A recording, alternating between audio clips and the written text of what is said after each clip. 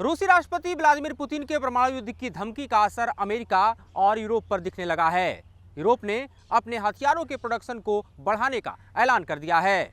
नमस्कार, मैं हूं मधुरेंद्र कुमार और आप देख रहे हैं मेरे साथ रणनीति। और आज के इस एपिसोड में आपको हम ये समझाने वाले हैं, ये बतलाने वाले हैं कि किस तरह से राष्ट्रपति व्लादिमीर पुतिन ने परमाणु युद्ध की धमकी दी। उसके बाद अमेरिका और यूरोप सख्ते में है और जाहिर है कि पुतिन के इस बयान को हल्के में लेना कोई नहीं चाहता। अमेरिका ने भले ही इसको डाउन प्ले करने की कोशिश की और इस बयान को गैर जिम्मेदाराना बताया, लेकिन यूरोप में जिस तरह की खलबली मची है, यूरोप जिस तरह से अपने हथियारों के प्रोडक्शन को बढ़ाने जा रहा है और जिस तरह से पुतिन के इस धमकी भरे लहजे को सीधे तौर पर आगामी युद्ध के परिप्रेक्ष्य में देख रहा है, उससे साफ है कि रूस और यूक्रेन का युद्ध भड़कते हुए अपनी आगोश में पूरी दुनिया को ले ले तो इसमें आश्चर्य नहीं होना चाहिए।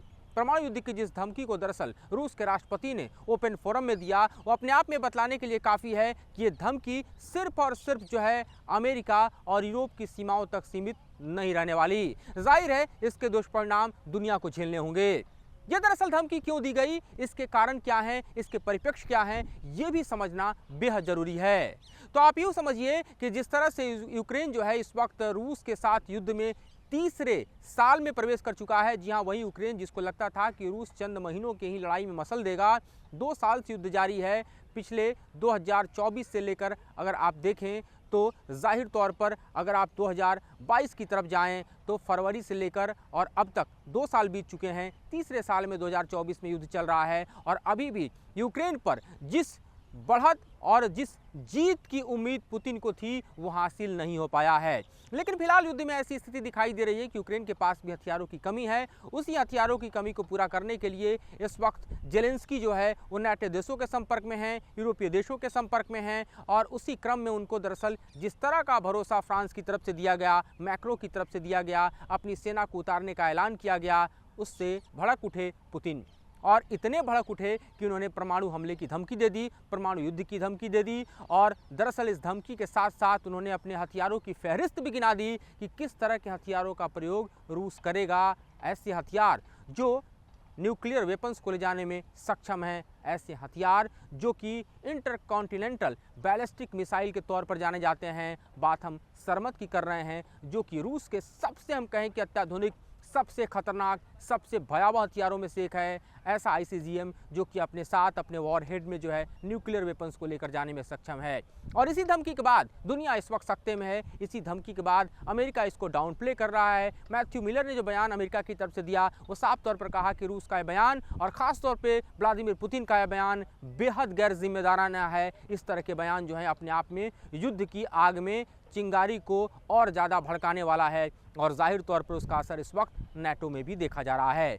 बात हम नाटो की करें तो ये समझना बेहद ज़रूरी है कि नाटो 1949 में बना एक ऐसा ऑर्गेनाइजेशन है जिसमें अमेरिका और यूरोप के देश शामिल हैं। उसका विस्तार भी किया जा रहा है और उसके विस्तार से भी दरअसल रूस बेहद खपा है, क्योंकि इसी विस्तार के क्रम में ये युद्ध शुरू हुआ। क्योंकि नाटो में ही दरअसल जिस तरह से यूक्रेन शामिल होने जा रहा था उसके बाद जो है रूस ने उस पर हमला किया और युद्ध इस वक्त जारी है। तो उसी नाटो की आड़ में इस वक्त देखें तो ये युद्ध जो कि पिछले 2 साल से जारी है, तीसरे साल में प्रवेश कर चुका है, वो परमाणु युद्ध की शक्ल सूरत लेगा। इस तरह की बातें अब खुद पुतिन करते नजर आ रहे हैं। तो इसके 2 मायने साफ तौर पर समझे जा सकते हैं। एक मायने तो ये है कि दरअसल अगर नाटो इस युद्ध में प्रवेश करता है, यानी यूक्रेन के पक्ष में प्रवेश करता है, तो इसका मतलब यह है कि दरअसल यूक्रेन को और ज़्यादा ताकत मिलेगी। यूक्रेन रूस के साथ इस युद्ध को और लंबा कर पाएगा और ऐसे में पुतिन का जो दरअसल टारगेट है कि जिस तरह से यूक्रेन इस वक्त कमज़ोर है, जिस तरह से यूक्रेन में इस वक्त हथियारों की कमी है, ये सही समय है कि गर्मियों के आते आते रूस जो है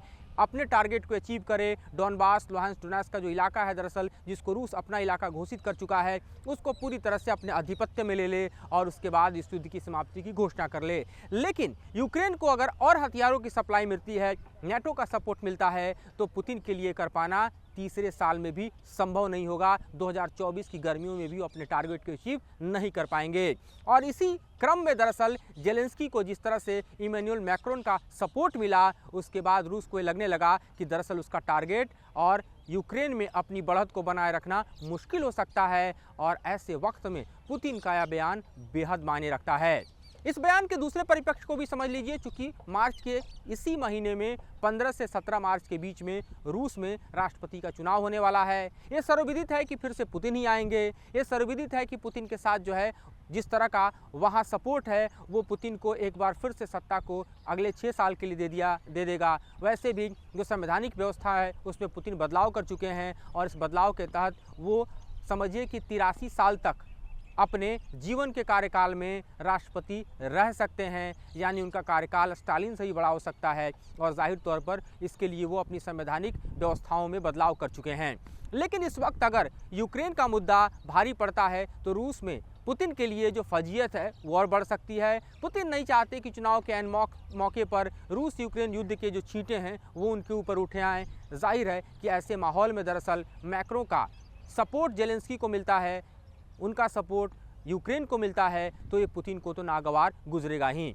और इसीलिए चुनावी मौके पर दरअसल 2 घंटे 6 मिनट के अपने संबोधन में सीधे पुतिन ने हमला बोलते हुए नेटो को आगाह कर दिया, नेटो को ये चेतावनी दे दी कि अगर इस युद्ध में नेटो का प्रवेश होता है तो ये युद्ध यही नहीं रुकेगा बल्कि ये एक परमाणु युद्ध में बदल जाएगा।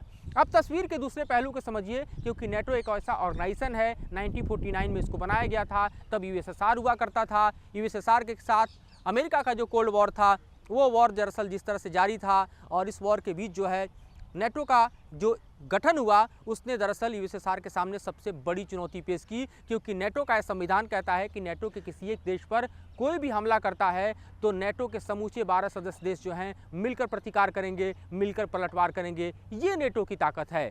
हालांकि नेटो की इस ताकत के उलट आप ये भी समझ सकते हैं कि 1991 में जब यूएसएसआर का पूरी तरह से विघटन हो गया और रूस सिर्फ बचा, तब ये हो सकता था कि दरअसल नेटो का अस्तित्व जो है वो आगे न बना रहे, लेकिन इस अस्तित्व को बनाए रखा गया और अब यही अस्तित्व जो है एक बार फिर से रूस से टकराता हुआ दिखाई दे रहा है और इसी बात को लेकर दरअसल परमाणु युद्ध की आशंका इस वक्त दर्ज की जा रही है।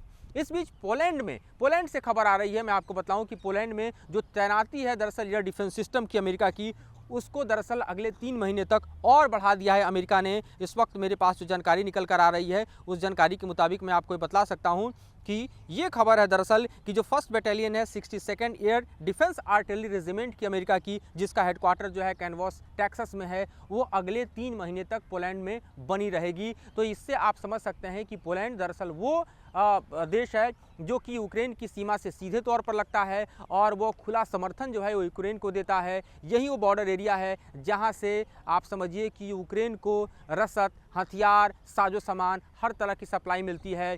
पोलैंड खुलकर यूक्रेन के साथ जो है युद्ध के पहले दिन से खड़ा है और वाया हम देखें कि पोलैंड और यूक्रेन ये सपोर्ट नेटो का जारी है। लेकिन अगर नेटो खुलकर इस युद्ध के मैदान में उतरता है तो परिणाम क्या होंगे, इसकी झलक जो है वो एक हम कह सकते हैं कि पुतिन ने दुनिया के सामने पेश कर दी है। दूसरी तरफ अगर देखें तो अमेरिकी संसद में लगभग $60 बिलियन का जो ऐड है यूक्रेन को जाने के लिए वो भी अटका पड़ा है। अब ये देखना है कि मैक्रो के बयान के बाद दरअसल पुतिन ने भले ही न्यूक्लियर हमले की और परमाणु युद्ध की धमकी दे दी है, उसका असर कितना व्यापक पड़ता है। और दूसरी तरफ ये देखना है कि क्या अमेरिका अपना जो फाइनेंशियल ऐड है वो यूक्रेन को रिलीज़ करता है या फिर वो भी अटक जाता है। ये सब कुछ ऐसे घटनाक्रम हैं जो कि तय करेंगे कि आगे रूस और यूक्रेन युद्ध का भविष्य क्या होगा। ये ऐसे घटनाक्रम हैं जो आने वाली गर्मियों में इस युद्ध की पटकथा को या तो पूरी तरह से लिख देंगे या फिर इसे हम कहें कि इतना भड़का देंगे कि ये अमेरिका और यूरोप को अपने युद्ध के आगोश में ले लेगा, जिसके छींटे दुनिया भर में पड़ेंगे। तो फिलहाल रूस और यूक्रेन वॉर के रिपोर्ट में इतना ही। आगे हम इसके क्रम में होने वाले और घटनाओं से आपको रूबरू कराएंगे, उसका भी विश्लेषण पेश करेंगे। फिलहाल मुझे और मेरे सहयोगी राकेश रावत को दीजिए इजाज़त।